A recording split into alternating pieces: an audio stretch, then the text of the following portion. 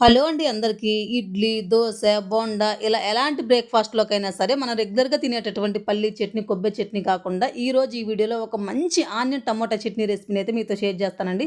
ఒక్కసారి అయితే ట్రై చేయండి. టేస్ట్ అయితే చాలా అంటే చాలా బావుంటదండి. దీనికోసం ఫస్ట్ స్టవ్ ఆన్ చేసుకొని కడాయి పెట్టేసుకొని కొంచెం ఆయిల్ వేసుకొని ఒక 4, 5 వెల్లుల్లి అలాగే సన్నగా తరిగి పెట్టుకున్న ఆనియన్స్‌ని వేసేసుకొని ఒక 2, 3 మినిట్స్ పాటు కుక్ చేసేసుకోండి.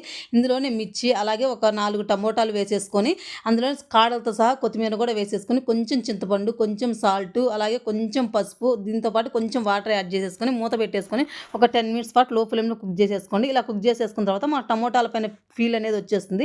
ఆ పీల్ తీసేసుకొని స్పూన్ సహాయంతో ఈ టమోటాలు స్మాష్ చేసుకొని ఒక్క 5 మినిట్స్ కుక్ చేసేసుకొని చల్లారిపోయిన తర్వాత వాటర్‌తో సహా మిక్సీ పట్టేసేసుకొని ఈ మిక్సీ పట్టుకున్నటువంటి ఈ చట్నీలో కొంచెం ఆవాలు, జీలకర్ర, పచ్చెనపప్పు, కొంచెం కరివేపాకుతో మనం పోపు వేసుకుంటే ఎంతో టేస్టీగా ఎలాంటి బ్రేక్‌ఫాస్ట్‌లోకైనా సరే అదిరిపోయే టేస్ట్‌తో మనకి చట్నీ అనేది రెడీ అయిపోతుందండి. మీరు కూడా ఒక్కసారి అయితే ట్రై చేయండి. వీడియో నచ్చితే ప్లీజ్ ఒక లైక్ అండ్ సబ్స్క్రైబ్.